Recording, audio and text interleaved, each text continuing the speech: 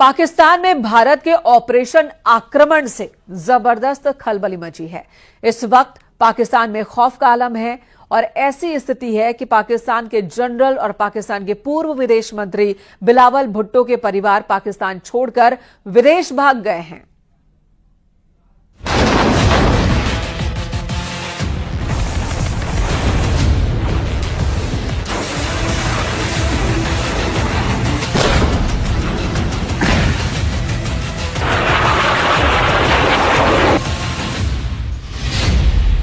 Pakistani media का दावा, 3 मई को भारत करेगा हमला।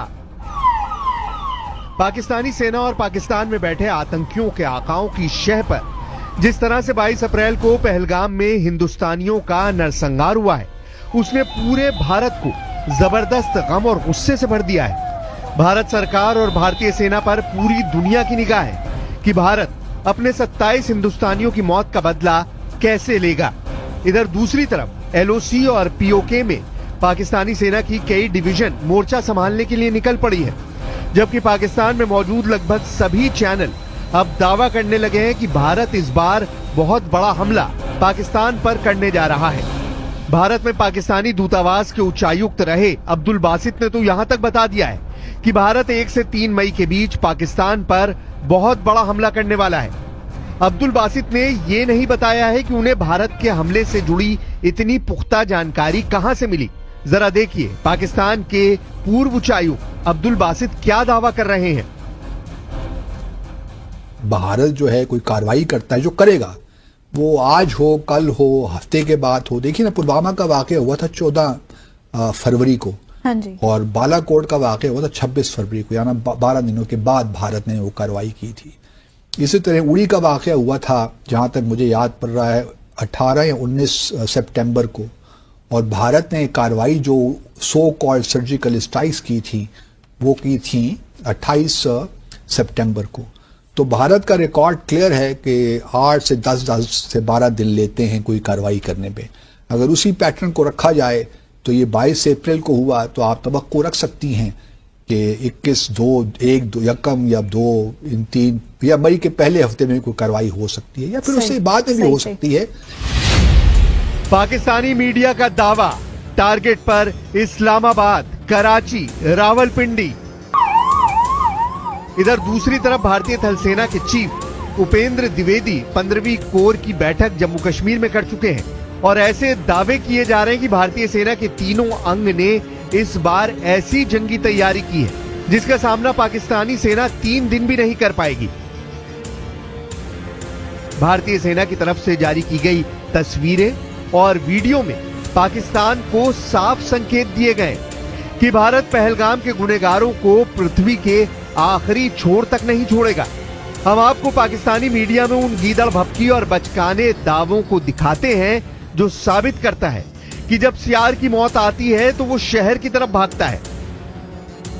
जरा इस वीडियो को देखिए। इसमें पाकिस्तानी चैनल सुनो न्यूज पर पाकिस्तान के रक्षा विशेषज्ञ जफर हिलाली और पाकिस्तान के retired lieutenant general Ghulam Mustafa डींगे मारते हुए भारत पर परमाणु बम से हमला करने की वकालत कर रहे हैं। न्यूक्लियर वेपन्स का टाइम क्या है? आपने अनाउंस कर भी दिया था कि हम हर चीज से लड़ेंगे जो हमारे पास है। आपने मुल्क को कहा था कि घास खाओ, अगर तुम घास खाओगे तो ये वेपन भी हम हासिल कर लेंगे। हमने घास खाया, वेपन हासिल हो गई, तो अब ये वेपन्स हमें इस्तेमाल करने के लिए तैयार होना चाहिए। क्या इंडिया ये मानेगा? देखिए, एक ही तरीका है इंडिया को हराना। वो क्या तरीका है? बात कर रहे हैं आपने हिलाली साहब बड़ा अच्छा कंपैरिजन किया कि कन्वेंशनल जो वॉरफेयर है उसमें तो उनकी अददी बर्तरी है, उनके पास मैन पावर की बर्तरी है। तो आप कह रहे हैं कि नॉन कन्वेंशनल और जो आपका सबसे इंपॉर्टेंट टूल है दैट इज न्यूक्लियर टूल, आप कह रहे हैं वो बाकी रह गया है, उसके अलावा बाकी ऑप्शंस में हम शायद उनको बीट ना कर सकें, ये कह रहे हैं आप? यस, और कोई ऑप्शन हमारा है ही नहीं, ओनली न्यूक्लियर ऑप्शन। और हमारे पास 160 न्यूक्लियर वॉरहेड्स हैं। एक ही तरीका है हिंदुस्तान को जीतने से रोकना।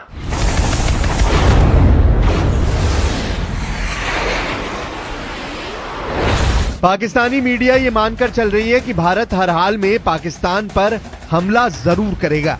यही वजह है कि इस वक्त पाकिस्तानी मीडिया भारत के खिलाफ युद्ध करने की मुहिम का अड्डा बन चुका है, जबकि दूसरी तरफ पाकिस्तान की एयरफोर्स अपने F-16 जेट से खासतौर से LOC के पास दिन रात पेट्रोलिंग कर रही है।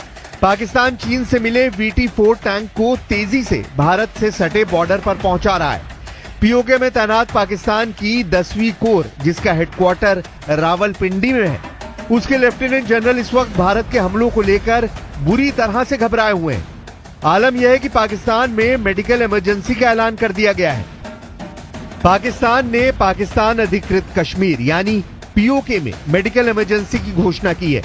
ये कदम तब उठाया गया है जब नियंत्रण रेखा यानी LOC के पास सैन्य गतिविधियां बढ़ गई हैं और पाकिस्तान को भारतीय हमले का खतरा महसूस हो रहा है। पाकिस्तान के नेता युद्ध की स्थिति में भारत पर परमाणु बम गिराने की धमकी दे रहे हैं। पाकिस्तान में लीपा और झेलम घाटी के स्वास्थ्य निदेशालय द्वारा जारी इस आदेश में कहा गया है कि सभी अस्पतालों और चिकित्सा केंद्रों में ड्यूटी पर तैनात कर्मियों को किसी भी अप्रिय घटना से निपटने के लिए पूरी तरह तैयार रहना होगा। इसके अलावा किसी भी कर्मचारी को छुट्टी या स्थानांतरण की अनुमति नहीं दी जाएगी और सरकारी वाहनों का निजी उपयोग भी प्रतिबंधित कर दिया गया है। भारत के chief of defence staff lieutenant general Anil Chauhan रक्षा मंत्री राजनाथ सिंह से मिलकर बॉर्डर के हालात और तैयारी के बारे में ब्यौरा दे चुके हैं। भारतीय सेना के अर्जुन टैंक ने राजस्थान से सटे पाकिस्तान के बॉर्डर के पास मोर्चा संभाल लिया है। अरब सागर में ब्रह्मोस मिसाइल का जलवा देखकर पाकिस्तानी जनरलों की पतलूनें गीली होने लगी हैं, जबकि LOC पर भारत ने जिस तरह से 600 गोलियों का जवाब 1300 गोलियों से दिया है, उससे पाकिस्तानी सेना भारतीय सेना के प्रचंड इरादों को भांप चुकी है। पाकिस्तानी मीडिया में जाना पहचाना नाम नजम सेठी, जो पाकिस्तान के पंजाब प्रांत के पूर्व मुख्यमंत्री रह चुके हैं, वो भी ये मानने को मजबूर हुए कि भारत के साथ अगर पाकिस्तान का युद्ध लंबा चलेगा तो पाकिस्तान को परमाणु बम का इस्तेमाल करना पड़ सकता है। पाकिस्तानी पत्रकार से नजम सेठी ने देखिए क्या कहा है। नजम सेठी ने धमकी भरे अंदाज में कहा कि भारत के एक्शन पर रिएक्शन पाकिस्तान जरूर करेगा। नजम सेठी ने गीदड़ धमकी देते हुए कहा है कि पाकिस्तान भारत पर परमाणु बम गिरा सकता है। नजम सेठी ने कहा कि अगर भारत पाकिस्तान के बीच युद्ध कुछ दिन चलता है तो भारत पाकिस्तान पर हावी नहीं हो सकता है, लेकिन अगर युद्ध लंबा चलता रहा तो पाकिस्तान भारत के सामने टिक नहीं पाएगा। फिर ऐसे में पाकिस्तान परमाणु बम गिरा सकता है। भारत तो वैसे भी डरा हुआ है, उसको पता है कि हम पागल हैं, कहीं कुछ कर ही ना दे। हम युद्ध से डरते नहीं हैं। एक हाथ में भीख का कटोरा और दूसरे हाथ में बम का कटोरा लिए पाकिस्तान भारत को जंगी धमकियां दे रहा है। पाकिस्तानी सेना के चीफ आसिम मुनीर ने एक बार फिर से जिहादी और आतंकियों की तरह हिंदू और हिंदुस्तान के खिलाफ जहर उगला है। जनरल आसिम मुनीर ने हिंदुओं के खिलाफ एक बार फिर से 26 अप्रैल को पाकिस्तान के खैबर पख्तूनवा प्रांत में ऐसा घिनौना जिहादी बयान दिया है जिसने भारत को और ज्यादा गुस्सा दिला दिया है। पाकिस्तानी सेना के चीफ आसिम मुनीर खैबर पख्तूनवा प्रांत के काकुल इलाके में पाकिस्तानी सैन्य अकादमी यानी PMA में कैडेट की पासिंग आउट परेड को संबोधित कर रहे थे। उस दौरान पाकिस्तान के नए फौजियों को संबोधित करते हुए उन्होंने कहा कि 2 नेशन थ्योरी इस बुनियादी मान्यता पर आधारित थी कि मुसलमान और हिंदू 2 अलग अलग राष्ट्र हैं, एक नहीं है। हम मुसलमान कभी भी हिंदुओं के साथ नहीं रह सकते हैं। हिंदुओं पर भड़कते हुए मुनीर ने कहा, मुसलमान जीवन के सभी पहलुओं, धर्म, रीति रिवाज, परंपरा और सोच में हिंदुओं से अलग है। पाकिस्तान कई कुर्बानियों के बाद हासिल हुआ है और इसे सुरक्षित रखना सशस्त्र बलों का कर्तव्य है। हमारे पूर्वजों ने पाकिस्तान के निर्माण के लिए बहुत बड़ी कुर्बानियां दी हैं। हम जानते हैं कि इसकी रक्षा कैसे करनी है। हम आपको बता दें कि 16 अप्रैल 2025 को जनरल मुनीर ने कहा था कि कश्मीर हमारे गले की नस है और हम इसे हासिल करके रहेंगे। हिंदुओं को कश्मीर से खदेड़ेंगे। 16 अप्रैल को दिए गए मुनीर के इसी भाषण के बाद 22 अप्रैल को पहलगाम में 27 हिंदुस्तानियों को पाकिस्तान के आतंकियों ने गोलियों से भून दिया था। Government stance on Kashmir is absolutely clear. It was our jugular vein. It is our jugular vein. We will not forget it, and we will not leave our Kashmiri brethren in their heroic struggle, what they are waging against the Indian occupation.